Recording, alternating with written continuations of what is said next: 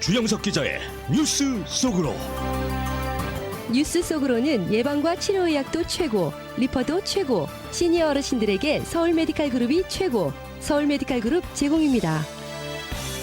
러시아가 결국 우크라이나에 대한 침공을 시작을 했는데 왜 도대체 이 우크라이나를 침공을 했을까 하는 의문이 생깁니다.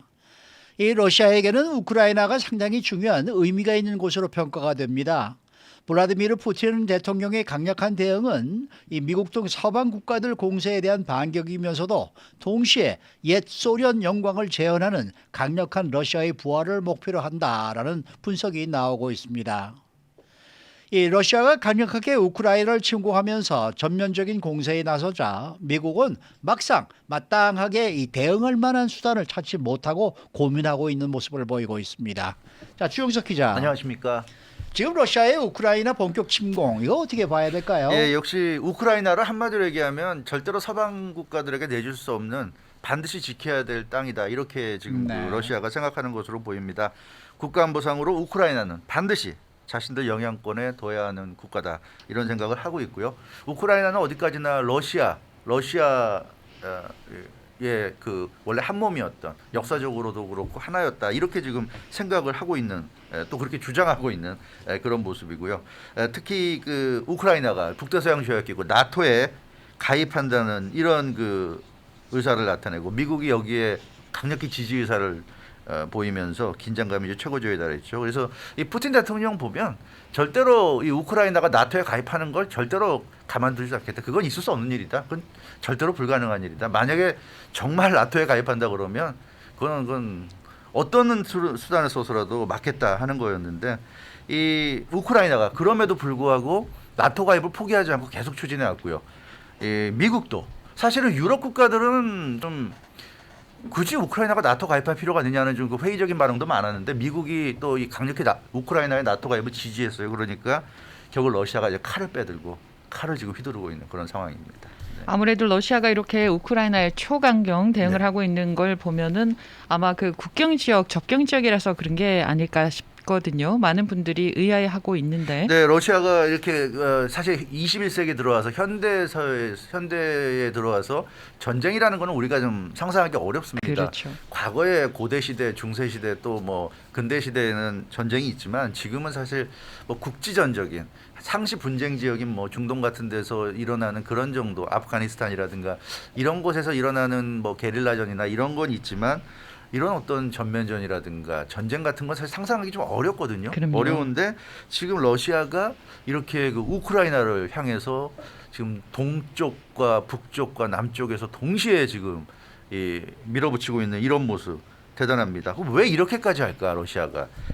지도를 보면 알 수 있어요. 지도를 보면 러시아는 아시아부터 유럽에 걸쳐서 광활한 영토를 보유한 대국 아닙니까? 근데 그 러시아의 그 서남쪽 유럽과 맞닿아 있는 곳에 우크라이나가 그 위치해 있습니다. 그래서 우크라이나는 유럽과 러시아 사이에 있는 그 지정학적인 위치가 좀 그렇게 돼 있고요. 또 그 우크라이나 남쪽에는 흑해가 있어가지고 흑해의 어떤 또 그런 그 전략적인 또 경제적인 여러 가지 또 측면이 있습니다. 그래서 우크라이나는 이 러시아와 동쪽으로 국경을 접해 있고 북쪽으로는 벨라루스와 인접해 있죠. 우크라이나가 서쪽으로 폴란드, 슬로바키아, 헝가리 등이 이웃 국가들이 있고 남서쪽에 이제 몰도바, 루마니아 등과 접해 있는데 그리고 아주 이제 남쪽에는 흑해가 있고요. 근데 러시아 입장에서 볼 때는 이 우크라이나가 유럽 서방 국가들을 상대하는 이제 완충지대 역할을 한다 이렇게 볼 수 있겠고 이 나토를 앞세워서 미국이 러시아를 견제하고 있지 않습니까? 네. 지금 나토가 이 굉장히 그 러시아를 포위하는 것처럼 이렇게 돼 있어요. 그래서 이 나토를 러시아가 나름대로는 견제를 해야 되는 그런 상황인데 이 우크라이나가 나토에 들어간다. 이거는 이제 러시아 입장에서는 이런 지정학적인 그 위치만 놓고 보더라도 절대로 양보할 수 없는 그런 상황이라고 생각을 하고 있고요. 특히 이 푸틴 대통령이 러시아가 사실 그 소련이 해체되고 나서 어떻게 보면 좀 무시를 당해왔죠. 사실은 좀 무시를 당해왔어요. 국제사회에서도 그렇고 과거 소련 같은 그런 정도의 어떤 느낌을 주지 못했고요. 그러다 보니까 계속 경고하는데도 계속 밀어붙였어요. 서방 국가들이 계속 동쪽으로 나갔습니다. 우크라이나는 거의 동쪽으로 한참을 간 거고요. 그 전부터 계속 나토가 동쪽으로 밀어붙이고 있는 상황이었는데 푸틴 대통령은 이제 우크라이나는 건들지 마라.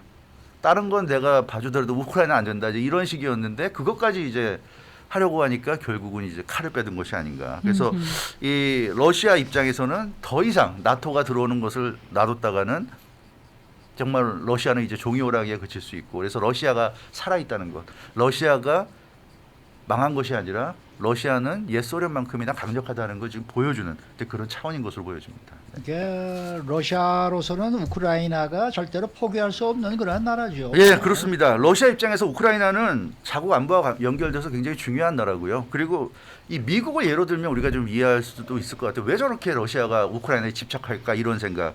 근데 미국 입장에서 보면 캐나다나 멕시코가 있는데 미국은 이제 동서로는 바다잖아요. 네. 남북으로 이제 국경을 접하고 있는 국가가 멕시코하고 캐나다인데 만약에 멕시코나 캐나다에 뭐 러시아 미사일이 들어오고 이러면 미국이 그걸 용납하겠습니까?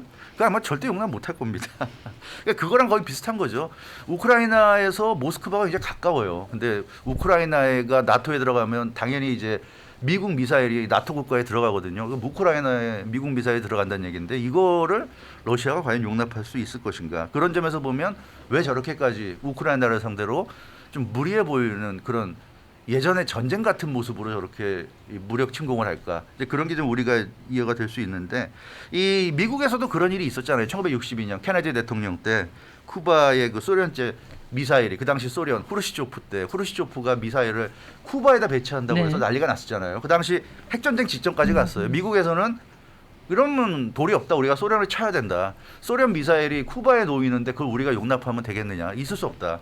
그래서 그때 핵전쟁 직전까지 갔다가 결국 후르시초프가 마지막에 물러서면서 극적으로 핵전쟁 위기 직전에 이제 멈췄는데 비슷한 느낌이 좀 있어요. 그때랑. 그래서 미국도 이 중남미 이런 쪽으로 소련 미사일이 들어오는 거 절대 용납 못했는데 지금 러시아도 마찬가지로 이 우크라이나의 나토 가입이라는 거는 뭐 죽어도 용납할 수 없는 거다. 이제 이런 것을 좀 얘기하는 것이고 그동안은 그래도 러시아가 소련이 해체되고 나서 좀 예전에 소련을 보는 것과는 좀 다른 느낌이었잖아요. 그래서 뭐 말은 저렇게 해도 그냥 그러려니 어떻게 보면 좀 그런 것도 있었을 것 같은데 이번에 정말 이 러시아가 그렇지 않다는 것을 말로만 끝나는 게 아니라는 것을 좀 제대로 보여주지 않았나 싶습니다. 사실 러시아가 그 우크라이나 지역에서 철군을 할 때요, 절대 나토가 들어오게 하면 안 된다라는 게 주요 조건이었다고 그렇죠, 조건이었죠. 해요. 예, 네. 근데 뭐 그런 협정이 지금은 뭐 무의미해지긴 했지만 맞아요. 그게 이제 하나의 조건이었는데 네. 결국은 지금 와서는 자세히 그 협정을 뜯어보면 하나하나 다 지금 조금씩 어긋나고 있어요. 예, 그런 것도 좀 분명히 있습니다. 근데